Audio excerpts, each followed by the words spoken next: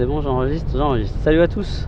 J'espère que vous allez bien, que vous passez un bon tout début du week-end, étant donné qu'on est vendredi. J'en suis à mon troisième essai d'enregistrement, parce que j'enregistre du coup cette vidéo-là, parce que je voulais vous parler de quelque chose d'hyper important pour moi, parce que je viens d'avoir une conversation sur les énergies et la manière dont on perçoit les énergies. Il y a deux manières de percevoir les énergies, ou trois on va dire. Soit une énergie est négative, soit une énergie est positive, soit une énergie est neutre. La tendance qu'on a à avoir, c'est de croire qu'une énergie que l'on va percevoir sur un lieu, dans un objet, une boîte à chaussures, une paire de chaussures, un meuble, l'est réellement pour tout le monde. En fait, on extrapole un peu trop. Une énergie est négative ou positive par rapport à soi et uniquement par rapport à soi. C'est-à-dire, c'est exactement comme les aliments, si vous voulez.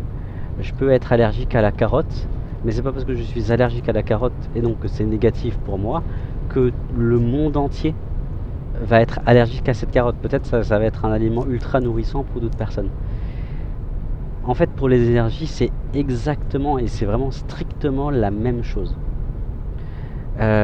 Lorsqu'on a en face de soi une énergie qui est positive ou négative, mais là je vais prendre l'exemple négatif parce que en général les gens sont beaucoup plus sensibles à la négativité qu'à la positivité, il y a deux approches possibles. Soit on est dans un mode guerrier et on dit ce que je vois à l'extérieur est quelque chose de concret et d'absolu, et je vais essayer de changer, de transformer cette énergie négative en positive, parce que sinon moi je ne peux pas vivre. Ce qui est l'approche de vraiment 80% des gens qui se disent énergéticiens, énergéticiennes, chamans. Beaucoup de gens dans la spiritualité sont dans cette approche là. C'est une approche guerrière, c'est une approche dogmatique et scientifique. Exactement comme les virus, comme les bactéries, c'est le monde, il y a plein de virus, pour s'en protéger il faut aseptiser. Et en fait les gens essayent d'aseptiser les énergies. Ce qu'ils font lorsqu'on est dans cette mouvance-là, dans cette tendance-là, qui est certainement pas consciente, hein, ça j'en disconviens pas, c'est qu'on se place en dehors de la scène que l'on observe. De mon point de vue, une énergie, si je l'aperçois négative, si je l'aperçois négative, c'est pas parce qu'elle est négative en soi, c'est parce qu'elle est négative par rapport à moi.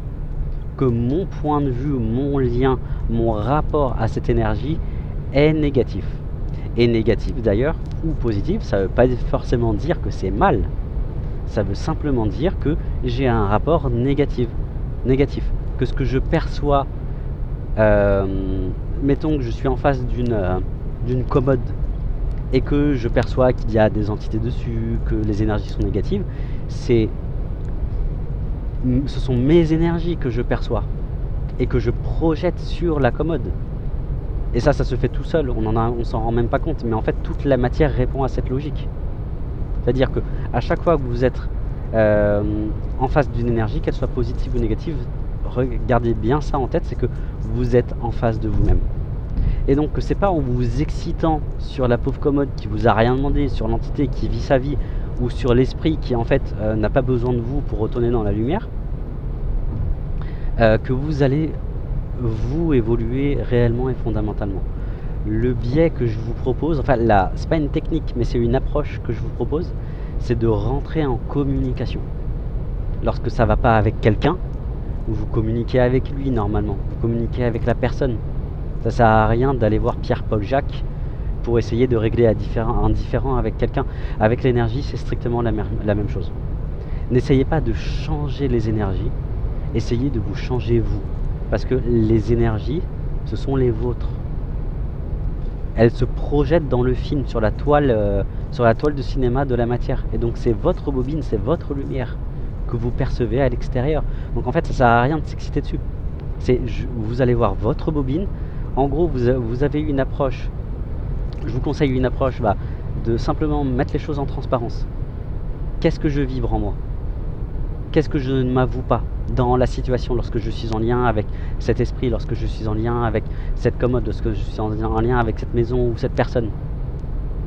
Si je mets de la transparence, de l'honnêteté et de l'authenticité par rapport à moi, comment est-ce que l'extérieur se transforme? Parce que quelque chose d'extrêmement important à savoir, mais plutôt pas à savoir mentalement, c'est-à-dire à expérimenter.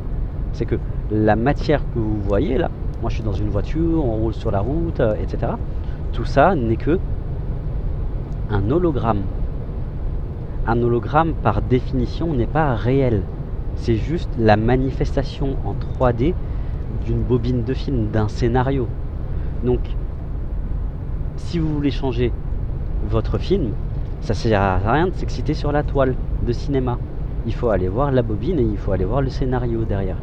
Et donc, voilà pourquoi je vous encourage et je vous conseille de vous regarder vous-même en face avec le maximum d'honnêteté, d'authenticité et de transparence. Et que ça sert... Alors, j'exagère lorsque je dis que ça sert à rien, mais l'idée est là. Ne vous excitez pas sur les autres, sur les énergies, travaillez sur vous. C'était vraiment le message qui était urgent que j'exprime, au point que je n'ai pas attendu d'être à la maison pour exprimer tout ça. Donc sur ce, je vous dis à la prochaine. Je ferai sûrement, peut-être, je ne sais pas, d'autres vidéos à l'arrache, comme ça. Je vous souhaite un bon week-end. Merci de mettre un commentaire. Par exemple, si toi, tu as un autre point de vue que le mien, n'hésite surtout pas à l'exprimer en commentaire, parce qu'en fait, plus il y a une diversité d'avis et de points de vue, plus ça nous enrichit. Donc voilà, je vous souhaite et je te souhaite un chouette vendredi, une belle journée et un bon week-end. Salut!